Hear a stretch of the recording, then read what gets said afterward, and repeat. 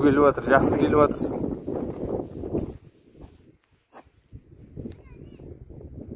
Касалардың бәрін басып кетті.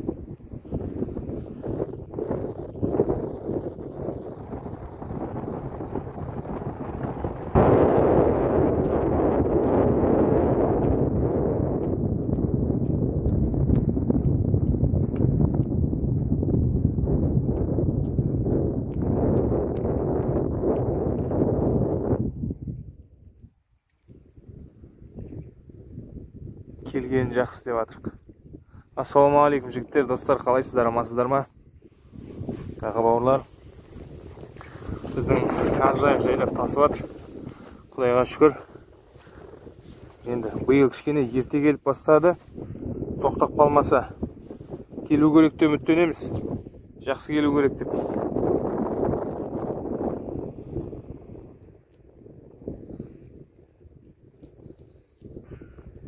Келсін.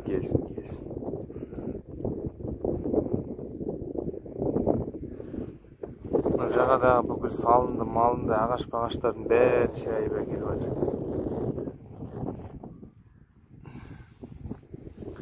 Анау каса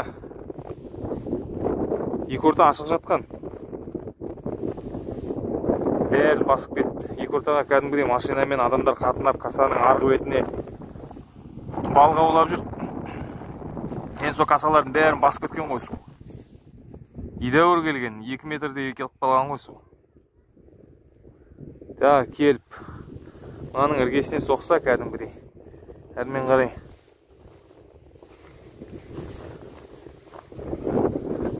Қазір мен сіздерге тағы да бір шағын өзектің осылай су құятын жерін көрсетем. Сол жерден су құятын болса, әрмен қарай біздің анау үйдің астына қарай да жақсы су шығады.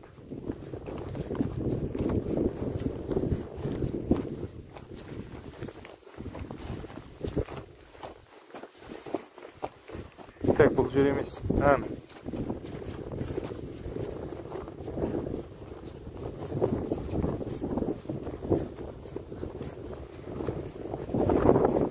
Жел болып даусым естілмеуі мүмкін, достар. Айып етпеңіздер. Жел болып даусым естілмеуі мүмкін. Міне, мынау черепашня дейтін шағын үй жақтағы өзек заманында тасбақа көп болды дейді осының бойында. Бұл осы жерден басталады да бүйтіп ары қарай ауылдың іргесіне қарай кетіп, мынау жаққа қарай кетеді. Ары қарай жайылмаған су шығады. Осы бір деңгейге дейін көтеріліп ары қарай алып кететін болса жақсы болар еді. Анау тоғайдың аузынан да тоже су құяды.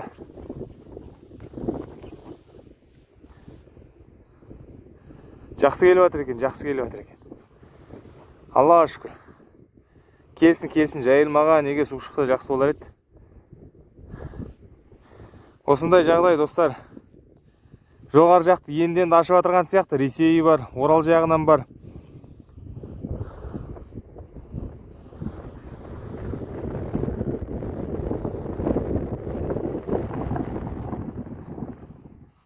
Мен қазір көріп тұрмын тек.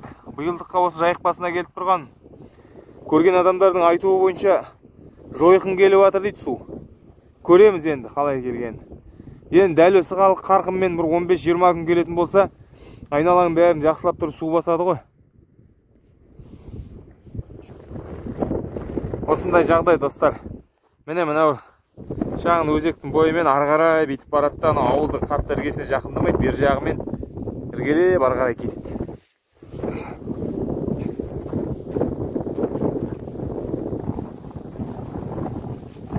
Судың келгенін жақсы деп жатыр, Құдайға шүкір.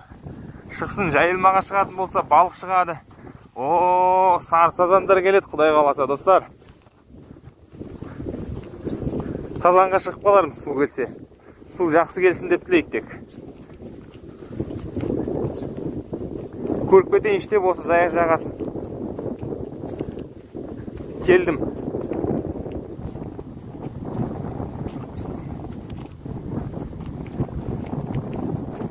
Су келсін деп жатыр, ауылымыз шайып кетпесін тек. Бұйырғаны болар.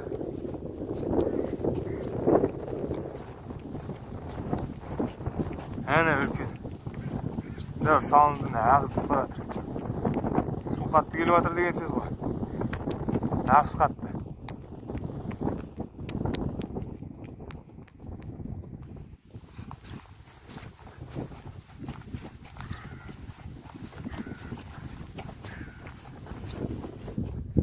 Жақсы қарқынмен келіп жатыр деді. Мен өзім тек қана бүгін келіп тұрым. Иә. Әлі күні келген жоқ едім. Тек бүгін ғана келіп көріп кетейінші көзімен деп. Тура осыдан бір жыл бұрын дәл осындай уақытта деймін. Осы наурыз айының аяғы ма, әлде сәуір айы ма, бір әйтеуір келіп дәл осы жерден мен видео түсірген болатынмын. Ол YouTube каналда жүктеулі тұр. Видеоның астына сілтемесін қалдырарым. Ол кезде мұндай болған жоқ. Бірақ су келіп отырған кез мынау енді бөлек бір қарқынмен, бір сондай бір жойқын екпінмен келіп жатыр деді адамдардың айтуы бойынша. 93-94 жылдары бір осындай қатты су келген екен. Ол кезде кәдімгідей біршама жерлерді басып, жолдарды шайып тастаған.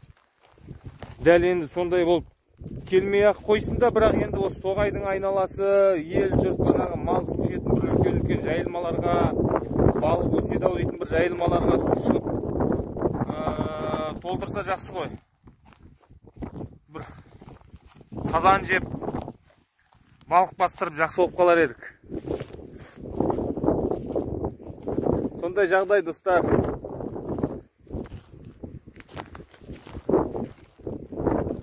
Тасығаны жақсы. Тасығаны жақсы. Құдай қаласа, бәрі жақсы болады деп сенейік.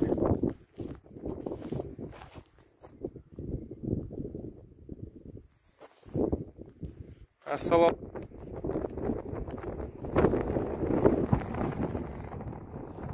Анау жерде бізде көрініп тұр ма? Ақ тұрба көрініп тұр. Сол жер, мына біздің мал су ішіп жүрген Бағырлай каналына су айдайтын үлкен мотор су айдап бастады өткенде. Осы бір 10 шақты күндей болып қалды. Су айдап жатыр.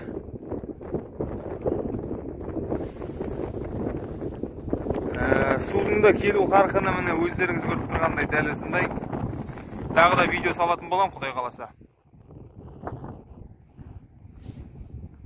Судың жайылмаға құятын болса, солардың бәрін сазан аулайтын болсақ, балыққа баратын болсақ, бәрін контент қылып жүктейін, достар. Құдай қаласа бізбен бірге болыңыздар. Атакәсіп қазақ YouTube арнасымен бірге болыңыздар. Видео ұнаса лайк басып, пікір қалдырып, арнаға жазыла кетіңіздер. Жігіттер, достар, өтініш, баршаңыздан өтініш. Сіздердің еш нәрселеріңіз кетпейді. Тек қана саусақтарыңыздың ұшын қимылдатып қана менің каналыма өздеріңіздің бір септіктеріңіз тигізе аласыздар. Каналдың әрмен қарай дамуына, көп көрермен көруіне үлкен септігін тигізеді. Сіздердің тек қана саусақтарыңыздың ұшын қимылдатып. Қазір заман дамыды, электроника дамыды. Әрбір адамның қолында бір-бірден гаджет. Сол гаджет арқылы осы YouTube-тан осындай YouTube видеоларды тамашалаймыз. Сондықтан тек қана саусақтарыңыздың ұшын қимылдатып менің каналыма берген сіздердің бір жасаған жақсылықтарыңыз болсын. Өтініш. Рамазан айында жасаған жақсылықтарыңыз болсын. Өтініш. Судың несін қараңыздаршы. Жойқын келіп жатыр, жойқын. Қайыр деп жатыр. Мына жерді қатап теріс ағын дейді, заманда бір қатап дейтін кісі осы жерден суға кеткен деседі. Ол енді ол кісі қай уақытта суға кетті, ол жағын білмедім. Осы жерді қатап теріс ағын деп айтады. Былтырда дәл осы жерден мен видео салғам. Машқара. Міне осы жырамен ары қарай не шығады? Жайылмаға су шығады. Бұл жерге де құттай қалды. Бұл жақсы болады.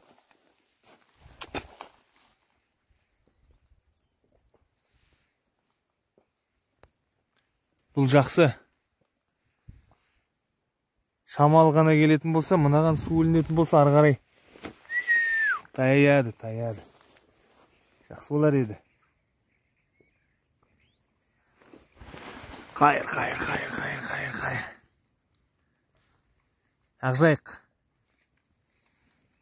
Ақжайық асып басып жатыр, Құдай қаласа.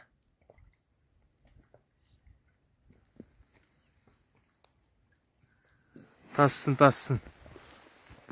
Берекесімен берсін, тек берекесімен болсын. Кәдімгідей келіп жатыр екен су. Машалла.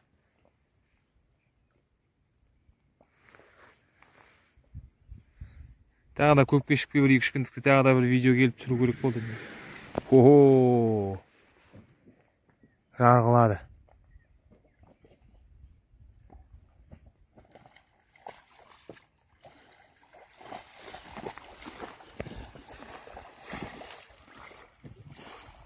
Бұқ етіп аяқ астын таймасын.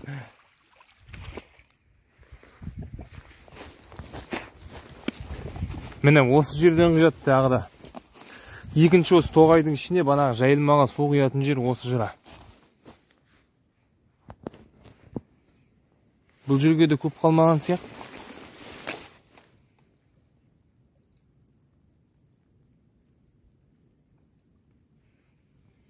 Көп қалмаған сияқты.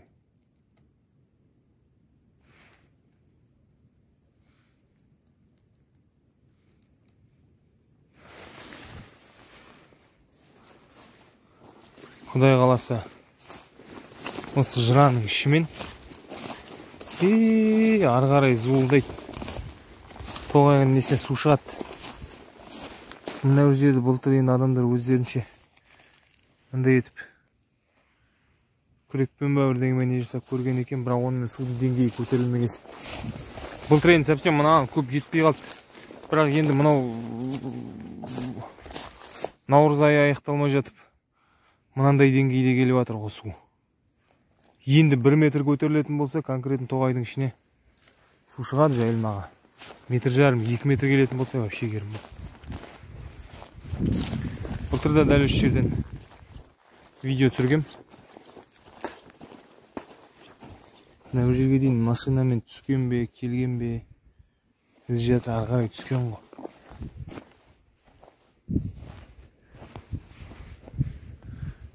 Ал осындай жігіттер бізде жайық келіп жатыр, қуанып жатыр. Тек бір қайырымен келсін, жақсылығымен келсін. Я, осылай малға, жанға, берекесімен бір немен келетін болса жақсы ғой. Айналаға неге қауіп төндірмей.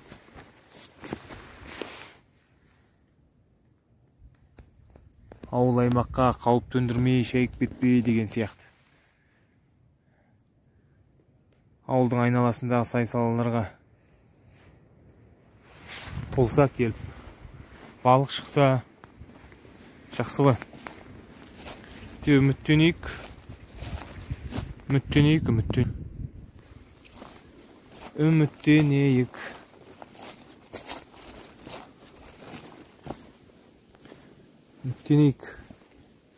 Сазан жеп.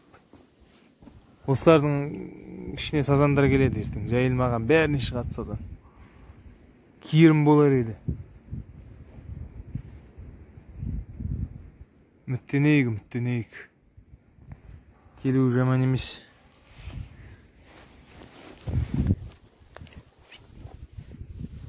Осындай жағдай достар. Бір не түсіріп қояйыншы деген оймен осы. Жаңа күндіз не жаққа да бардым. Сосын бері қарай тоғай жаққа да келіп. Контент болсын. Біздің елден хабар алсын деген ниет.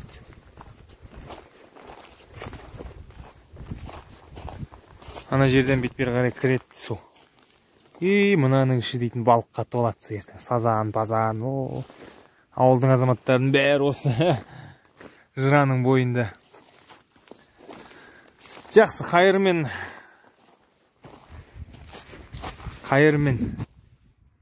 баршаңызға деген құрметпен, өздеріңіз білетіндей Ата Кәсіп Қазақ YouTube арнасы.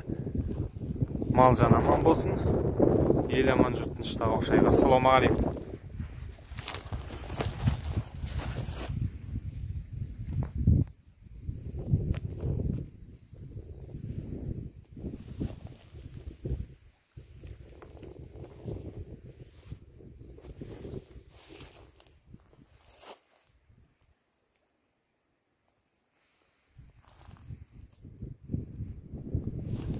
шынымен ақ жайық болған екен, түбінде жатты анау. Қайыр. Түбінде жатты. Анандай жерде жаға дейтін кәдімгідей. Қайыр. Жақсылығымен болғайдық. Тоғай туралы да былтыр видео түсіргем. Тоғайдың жайы күйі мынау ғой, көріп тұрғандарыңыздай. Бұны кәдімгі облыстық, республикалық деңгейде көтеру керек, бұны шу қылып мынау дейтін болмайды ғой. Аналардың бәрін бастарын кесетін болса, әп-әдемі қайттан өсет, міне көктеп жатыр. Соны не жасамай тұр тек. Бұны жасамай ма, білмеймін. Қалай екендерін түсінбедім. Енді дәл осылай жалғаса беретін болса, су ашпайтын болса, жоғары жақтан тек осындай көктемде келетін болса, жайықта бара-бара катастрофа тартылып қалады. Мынау тоғайдың жай күйі мынау. Қурап кеткен ғой сатысы.